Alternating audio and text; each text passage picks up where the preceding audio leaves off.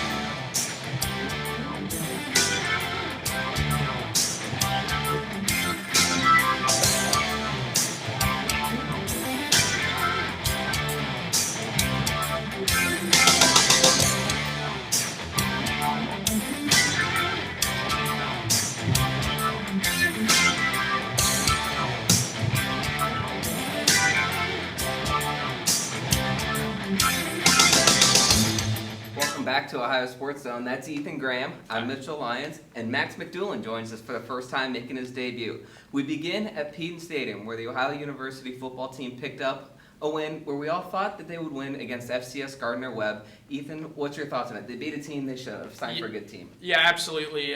They won 37-21, putting them to 2-2 on the year. Obviously, they had some big injury problems. We'll talk about that a little bit later. They doubled up the running Bulldogs on first downs.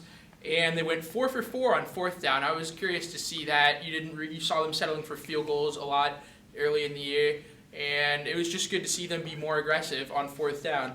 They outgained Gardner-Webb 517-346, and they threw up 310 passing yards, which is big for them because they don't like to pass the ball a lot. They're a run-first team.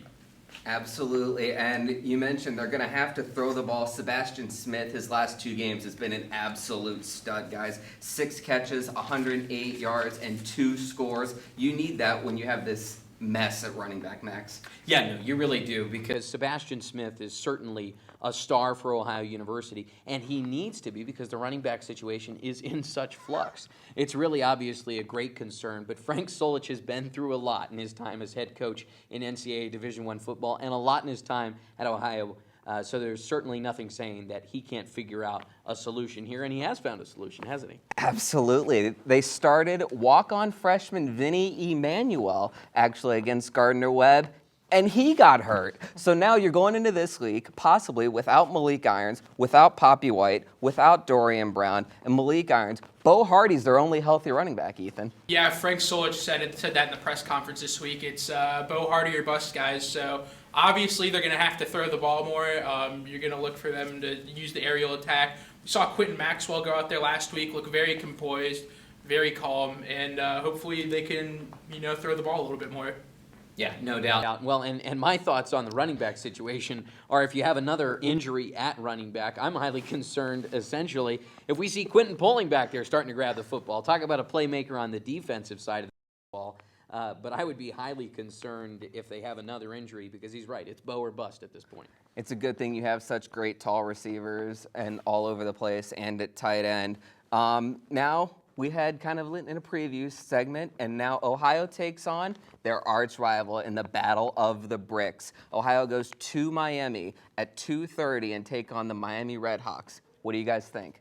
Yeah, I think it's a huge opportunity for Ohio. Anytime you're playing in a rivalry game, especially your biggest rival, you're going to want to go down there and make a statement. Miami's getting better. They're young, but they are getting better. They should be pretty agitated after last year's Ohio win, which is the biggest in the rivalry. They're going to have to start fast this week. Last week, they got out 30-7 at halftime. They got a little lax in the second half. They're not going to be able to do that this week, but they should certainly duplicate that fast start. Running back depth, like you guys said, they're probably going to have to throw the ball more just because they have to. Bo Hardy stands alone as the only back. Then they can't take Miami for granted. They've been in every game they've been in this year. They had Iowa the first week. They hung up 21 on them, a big-time Big Ten school. And last week they were leading Cincinnati in the fourth quarter. And they needed to tackle better. Frank Solich talked about that in the press conference too this week, that they'd need to wrap up more. And you saw Gardner-Webb break off a few big plays here and there, mostly in the second half though. And they need to remain improved in the red zone. Through the first 3 games, that was the big storyline. They're always settling for field goals. Luis Zervos hanging up those NCAA leading numbers. You saw him go for it last week on fourth down a lot more, and it paid off. So I look for them to continue improving on that red zone offense as a big, important part of this game. Yeah, Louis Zervos has been terrific for the Bobcats. And Miami has 10 returning starters on offense, 6 on defense. They've given up 32 points per game and 405 yards per game. I look for Ohio to get some more points here. And you mentioned the touchdowns in the red zone. Miami has scored 38% of the time they get in the red zone touchdown. Their opponent, 60%. Got to get some more touchdowns here for Ohio in a rivalry. Only 2.5-point favorite. Max, what do you think? Well, I mean, I think that the biggest concern is what we just brought up here with Ethan is the point that Miami of Ohio has been in every single game that they've played this year. And so I think it's definitely a threatening situation. You come out of non-conference sitting at 2-2, and you think to yourself that you should be 3-1, if not 4-0. But there's certainly room for improvement for Ohio, no doubt, but there's also they should also be very pleased with themselves after a 2-2 coming out of non-conference into what's going to be a tough MAC schedule. Anything can happen in a rivalry game. We go around the MAC into the hockey next on Ohio Sports Zone. So, I'm kind of new here, but I've noticed a trend. My human does this funny thing where she goes around and gets all my toys, and then she hides them in that basket by the door. But it's always the same basket, and it's always in the same place. And then she acts so surprised when I find them, but, she's putting them in the same basket. Again. It's like, hello, that's where you put it last time. You were the worst at hide and go seek.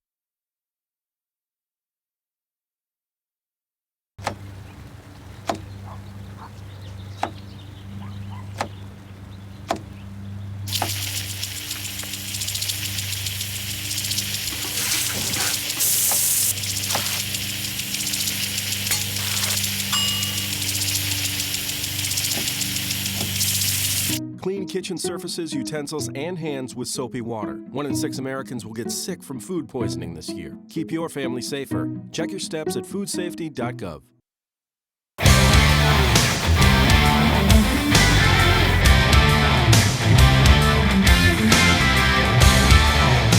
Welcome back to Ohio Sports Zone. Max McDougal alongside Ethan Graham and Mitchell Lyons. Well, we've talked a little bit about the Ohio Bobcats football team and the Miami Redhawks, but now it's time to get going on a little bit more of the Mid-American Conference as they head in to conference play. We've got a couple of teams that have stood out so far, and I think we can all agree that the team that has stood out the most is Western Michigan, Ethan. Yeah, Western Michigan's looked great so far. I mean, they've looked like they're one of the maybe BCS teams that could possibly run the table here. Their defense did slip up a little bit last week, allowing 41 points, but PJ Fleck certainly has those boys coached up well, and it looks like they have a huge game coming up this week against Central.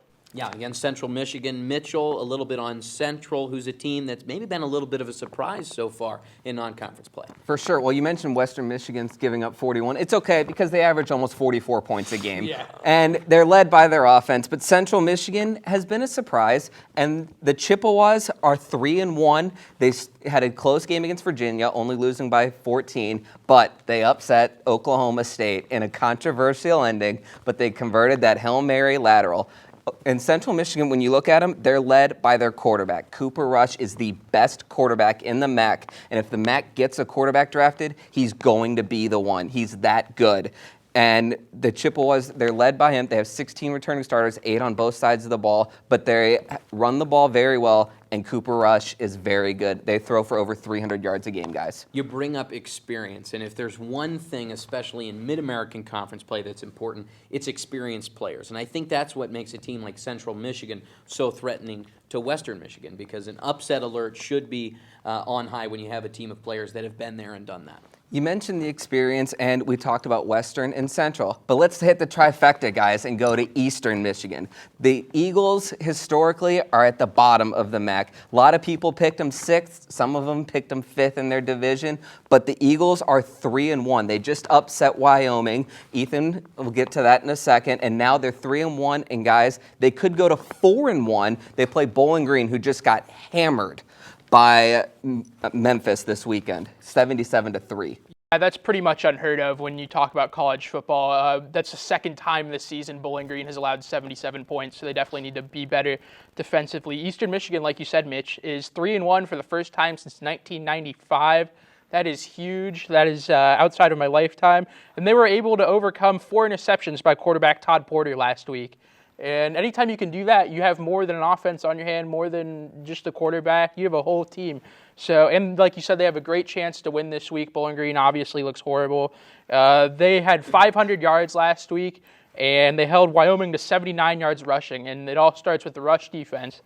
Jeremiah Harris was also named the MAC Player of the Week for Eastern Michigan. He had 5 tackles, a sack, and a blocked crucial field goal in the late fourth quarter.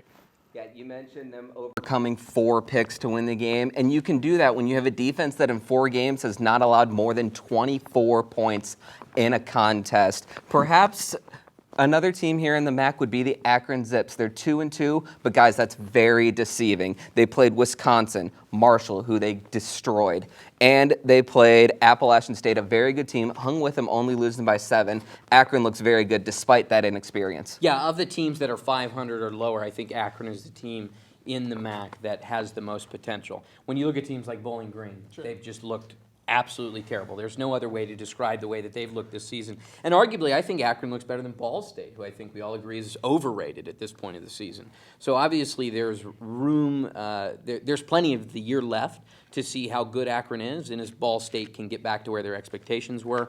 But, you know, the MAC story begins. Yeah, Ball State's 3 wins this year: Eastern Kentucky, Florida Atlantic, and Georgia State. Right. So when you look at them, they're 3-1, but you'll find out more this weekend. And Northern Illinois is the disappointment of the MAC guys. Drew Hare's out for the year. And from one disappointment to a very good team in the Ohio University hockey team, guys. They started off the year 2-0 with wins over John Carroll. Ethan, what's your thoughts? 2 dominating wins. Yeah, they hung up 20 goals in 2 games this week, and that's practically unheard of in hockey. I promise we're playing ice hockey, not football. The defensive pairs looked great this weekend for Ohio. One that stood out to me was Alex Vasquez and Grant Hazel. They were physical, they were great with moving the puck, and they stayed out of the box for the most part. When you get up 13 goals in one game, 7 in the other, you have some chances to, maybe get a little undisciplined, maybe a little even bored, I might say. But they did a pretty good job of staying out of the box. Matt Rundin had 4 goals, 2 assists for the Cats this weekend.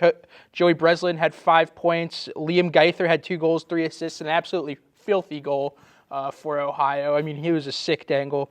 Another big line that stands out for Ohio is Austin Heekins, Captain Matt Hartman, and Tyler Harkins on the right side. That Triple H line has been doing great things for the Cats, and it was all around a great weekend for Ohio hockey. They were just doing the little things. They were winning the battles in the neutral zone. Their forecheck was unstoppable. They're staying out of the box, and they're just having 2 great games. They go to Kent State. Kent State comes here, rather. Excuse me. They're 0-2. They were bad in late. They're bad in late games. Last week, they blew a 3-goal lead on Friday night, and Saturday they had another game which was marred by late game problems. So, just a big weekend of hockey coming up for the Bobcats. It should be interesting to watch. They're 38-8 at home over the last 2 seasons, a true home court advantage. Coming up, we go to the volleyball court and see your Ohio volleyball team next.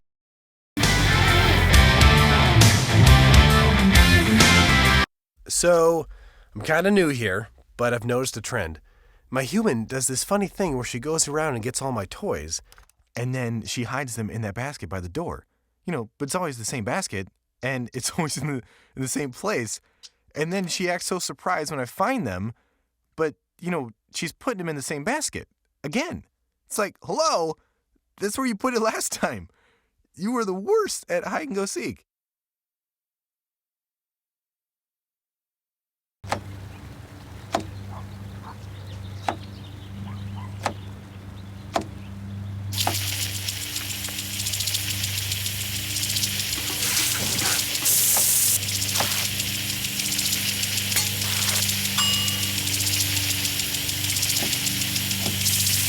Clean kitchen surfaces, utensils, and hands with soapy water. 1 in 6 Americans will get sick from food poisoning this year. Keep your family safer. Check your steps at foodsafety.gov.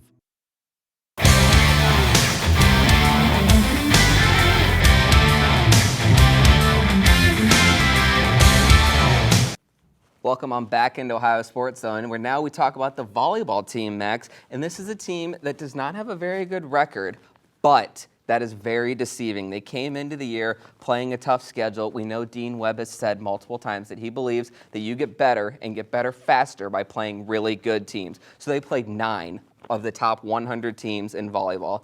They won some, they lost some, but Max, what do you think? They started 2-0 in conference play. That's pretty good for a young team. Yeah, no, the Ohio Bobcats volleyball team really has a couple of concerns, but those concerns have to do with the youth of the team.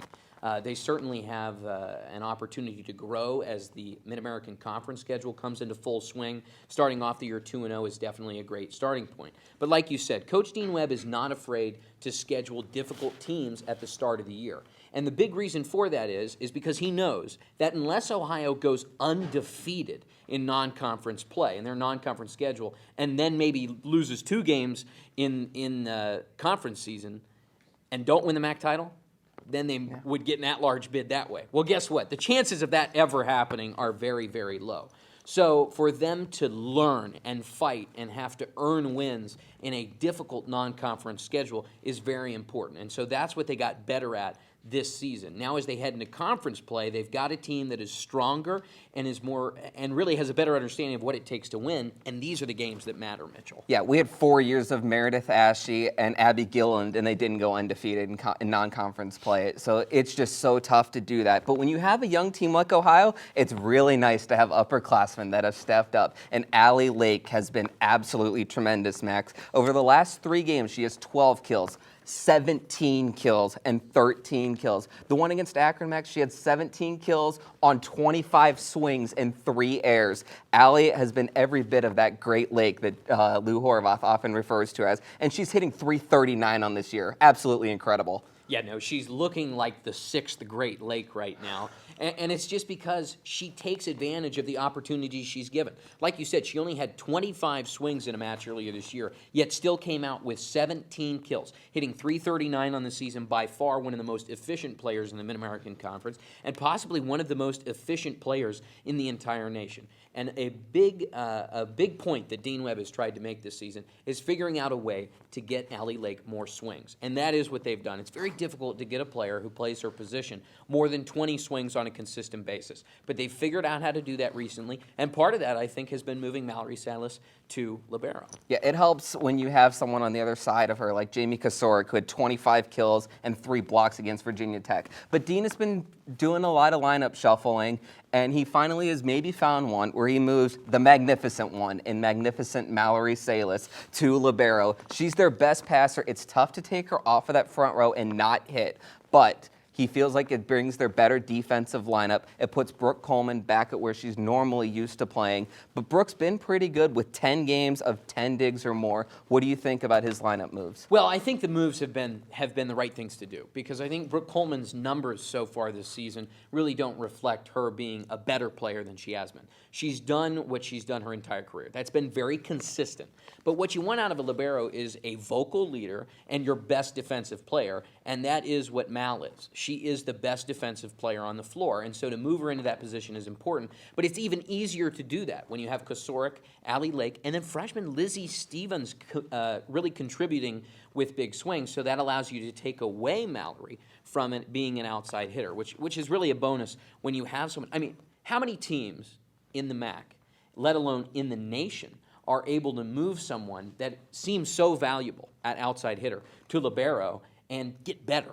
You know, there's not many teams who really can do that, and so Ohio is unique in that sense. And also, I think it kind of reflects Dean Webb's coaching ability. Absolutely. Dean Webb, very good coach. And we mentioned the defense. It's great to have a middle blocker in Katie Nelson with 35 blocks. But it's great to have dominant hitters. It's great to have great passers. But you've got to have a setter. They're the leader of the team pretty much. They're the floor general that distributes the ball anywhere. Ohio has been juggling that around. They started off with Caitlin Burke. She had struggled. She had some good moments, but they switched to Stephanie Ullman, and she has really took advantage of that opportunity, has been a phenomenal setter. She has 4 games of 40 assists or more. In her last 5 games, Max, 47, 32, 57, 44, and 39 assists. She also has 10 blocks the last 4 games. Talk about Stephanie. Yeah, well, the thing about Stephanie that's just been so huge is that she had an opportunity to win the setter position, and she did that. She took advantage of that. And that's really what you want to see out of a young team, is because a lot of young players are going to be getting opportunities. And so those that take advantage of it, well, they reap the rewards. And she's certainly reaping those at this point by earning the starting job.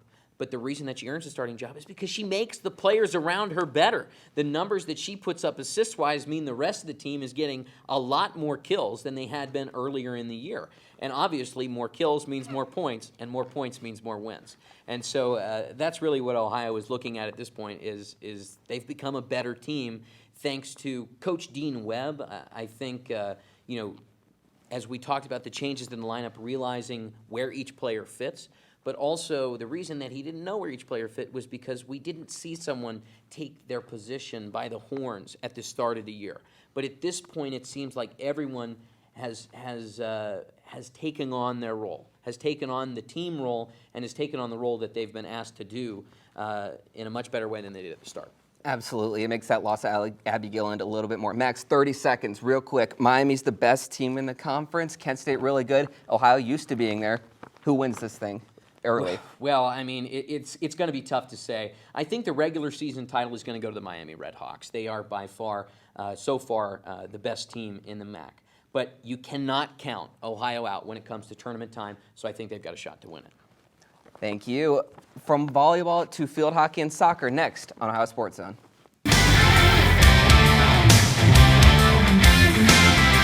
So, I'm kind of new here, but I've noticed a trend. My human does this funny thing where she goes around and gets all my toys, and then she hides them in that basket by the door. But it's always the same basket, and it's always in the same place. And then she acts so surprised when I find them, but, she's putting them in the same basket. Again. It's like, hello, that's where you put it last time. You were the worst at hide and go seek.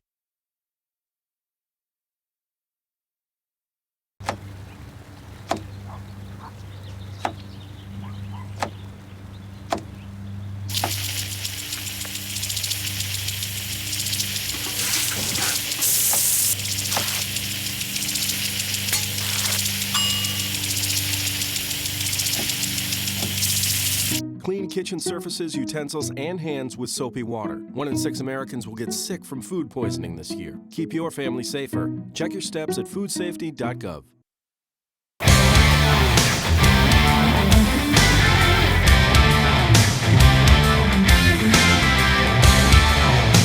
Welcome back into Ohio Sports Zone. Max McDoulan, joined by Mitchell Lyons here. Well, Mitchell, now it's time to get into a little bit of field hockey here, a team that looks pretty good, but their record may not reflect that so far at the start of the year. Yeah, you mentioned the record, and they played another team that played a very tough non-conference schedule. But they opened up 1-0 in MAC play, defeating Ball State in overtime right here at home. With a minute 22 left in the game, the Bobcats were winning 2-1. However, just like they've done earlier in this year, they gave up a goal late, and Lexi Kavanaugh for Ball State found the net. But Ohio went into overtime and got the win. This is a team that has been outscored 9-14 in the second half of games. It's very tough to win when you're doing that, but you hope that they're turning the corner because they were able to win. Earlier this year against Indiana, they had a lead, but they lost it. They had a 2-0 lead at halftime and lost it. So hoping that maybe because they're able to win, they're able to turn the corner here, and hope you can turn a second half hope you can win in the second half. Yeah, they've played a really tough non-conference schedule as they head into Mid-American Conference play. So when you look at this team, they've squandered a couple of opportunities like Indiana. That's certainly a valid point. But on top of that, the slow starts really are. I apologize. The slow endings, the inability to close out games, that's a problem. So you get out to an early lead. In field hockey, that is obviously a huge advantage. It's a huge advantage in any sport to get out to an early lead. But you got to be able to close it out. You've got to be able to win games. When that clock hits 0-0, 3 zeros, you've got to be on top if you want to win in that column. And that's where they're really struggling. They look so good at different points, but the problem is they just haven't been able to close it out. But they were able to close out the win to start the year in conference play, so maybe a good sign. Yeah, 4 of their 9 games this year, the field hockey team has scored 3 or more goals, yet they only have 3 wins on the season. So hopefully they can get some. From one team that's offense has been okay to another team that's offense is really struggling, Max. And our soccer team, 2-6-1 on the year. They opened up the year 0-2 in conference play.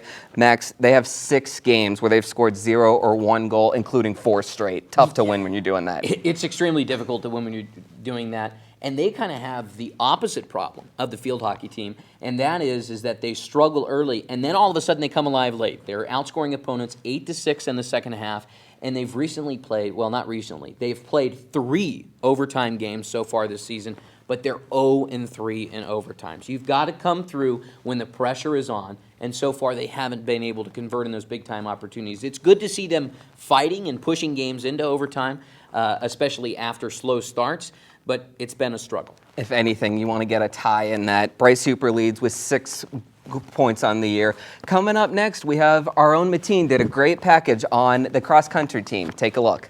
Well, this season, it's just about putting last season behind me.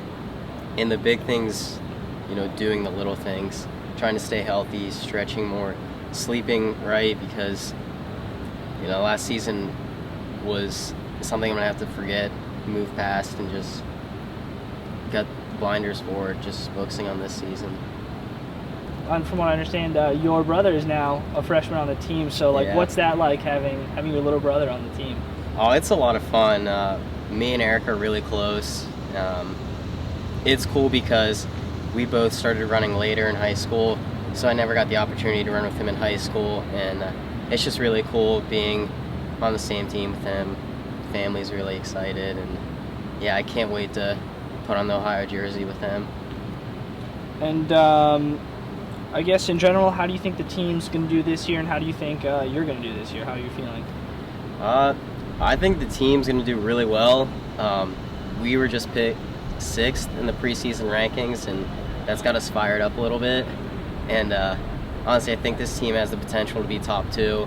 I think we have 4 guys that are very confident in being all MAC, and that's what you need if you're gonna get top 2.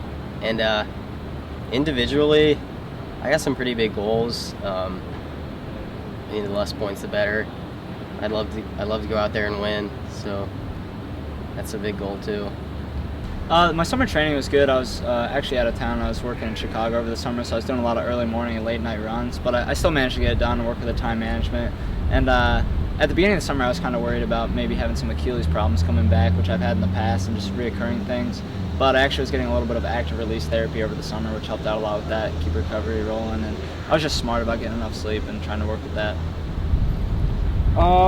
So obviously you're the team captain for this season.